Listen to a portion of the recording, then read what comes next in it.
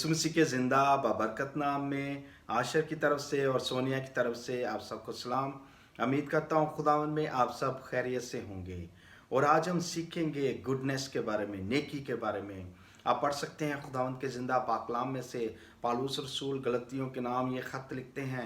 गलतियों 5 बाब पर उसकी 22 और 23 दो आयात में ये रूह का फल लिखा हुआ है। 9 बातें हैं, 9 खसूसियात हैं। जब हम खुदावंद को कबूल करते हैं तो हमारे अंदर ये 9 बातें, 9 खसूसियात होनी चाहिए और हमें इन 9 खसूसियात पर अमल करना चाहिए। रूह एक है और उसमें ये 9 खसूसियात पाई जाती हैं। और आज हम सीखेंगे नेकी के बारे में। नेकी हम कैसे कर सकते हैं, आइए हम खुदावंद के ज़िंदा पाकलाम में से पढ़ते हैं। रोमियो की किताब और उसका 12वां बाब और उसकी 9वीं आयत में लिखा है, मोहब्बत बेरिया हो, बदी से नफरत रखो, नेकी से लिपटे रहो। पाकलाम का पढ़ा और सुना जाना हम सबके लिए बाइस से बरकत ठहरे। बेरिया होनी चाहिए, मोहब्बत की इंतहा नहीं होनी चाहिए। जैसे कि खुदा ने हमसे मोहब्बत रखी कि उसने अपना इकलौता बेटा बख्श दिया ताकि जो कोई ईमान लाए हलाक ना हो बल्कि हमेशा की ज़िंदगी पाए।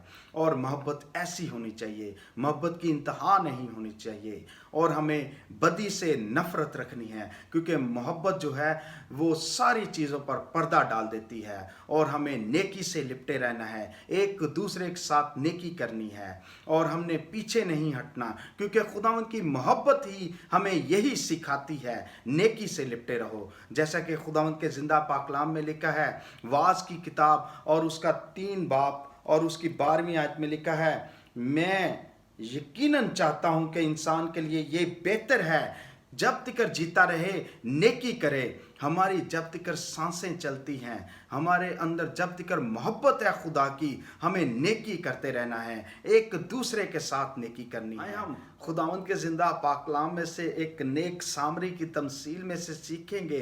आप पढ़ सकते हैं खुदावंद के ज़िंदा पाकलाम में से लूका की इंजील और उसका 10 बाब और उसकी 25 आयात से लेकर 37 आयात तक जब आप पढ़ेंगे वहाँ यूँ लिखा हुआ है, देखो एक आलमे शरा उठता है और आजमाइश करने लगता है खुदावंद यीशु मसीह की, मैं कैसे हमेशा की ज़िंदगी का वारिस बनूं।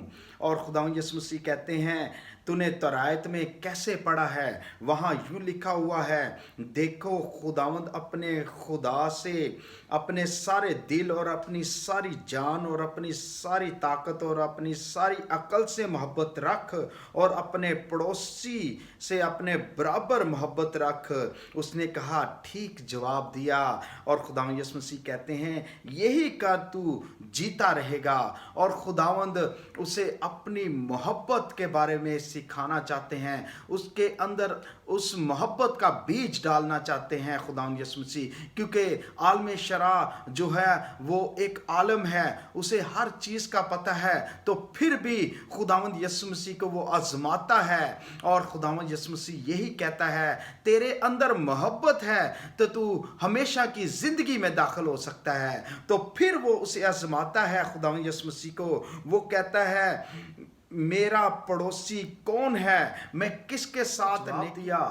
एक आदमी यरूशलेम से यरू की तरफ जा रहा था, वो डाकुओं में घिर जाता है और डाकू उसे मारते हैं, उसके कपड़े उतार लेते हैं और उसे अधमुआ छोड़कर चले जाते हैं, मरने की हालत पर छोड़कर चले जाते हैं।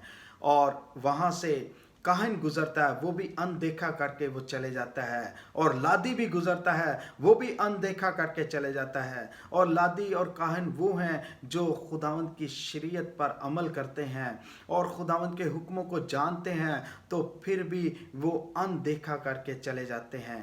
इसी तरह सफ़र में सामरी उसी रास्ते में जा रहा होता है, वो देखता है उस शख्स को जो अधमुआ पड़ा हुआ है, मरने की हालत में है, उसे वो तेल लगाता है, पट्टी करता है, वो अपने जानवर पर बिठाकर और एक शख्स के यहाँ वो छोड़ता है। उसे वो 2 दिनार देता है उस शख्स को, इसकी खिदमत करे और जो भी इस पर पैसा लगेगा मैं वापस आकर तुझे और दूंगा। और वो चले जाता है सामरी।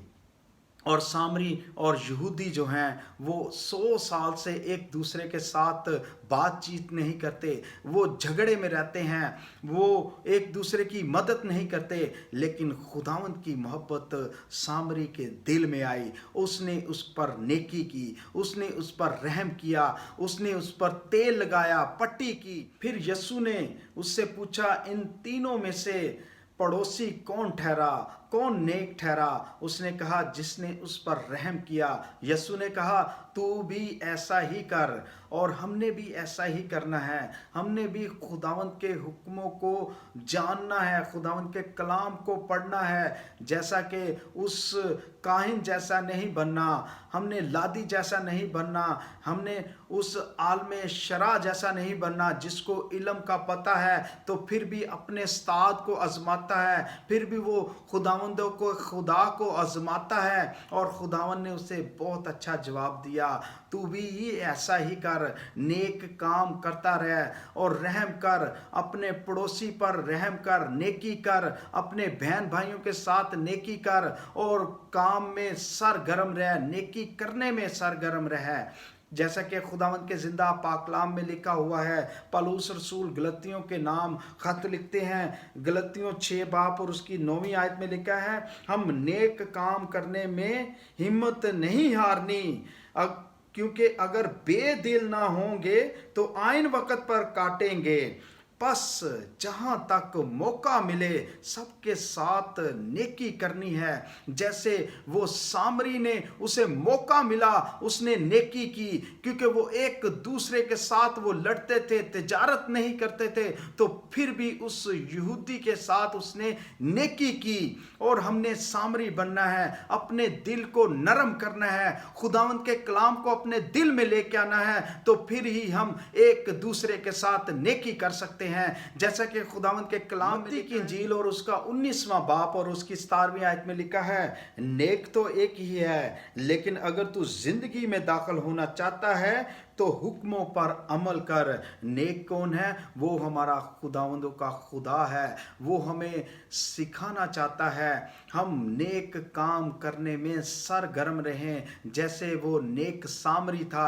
اور خداوند ہمیں تمثیلوں میں سکھاتا ہے، ہم نے سیکھنا ہے، ہم نے نیک کام کرنے میں سرگرم رہنا ہے، ہم نے پیچھے نہیں ہٹنا، ہم نے خداوند کے حکموں کو ماننا ہے، اس کو پڑھنا ہے، خداوند کے کلام کو پڑھنا ہے۔ ہم نے اس کاہن اور لادی اور جو عالم تھا اس کے جیسا نہیں بننا، ہم نے آزمانا نہیں ہے، ہم نے خداوند کے کلام کو پڑھنا ہے، نیکی کرنے میں سرگرم رہنا ہے، اور خداوند کے ساتھ چلتے اور بڑھتے رہیں۔ آپ نے خداوند کو قبول نہیں کیا اور آپ نے خداوند کو نہیں جانا تو خداوند کو قبول کریں، توبہ کریں، خداوند کی طرف رجوع لے کے آئیں، اور خداوند آپ کو سرگرم بنا دے گا، نیکی کرنے میں سرگرم بنا دے گا، اور خداوند آپ سب کو بڑی برکت دے اس کلام کے وسیلہ سے، اور خداوند کے کلام کو پڑھتے اور بڑھتے جائیں۔ جے مسیح کی آمین۔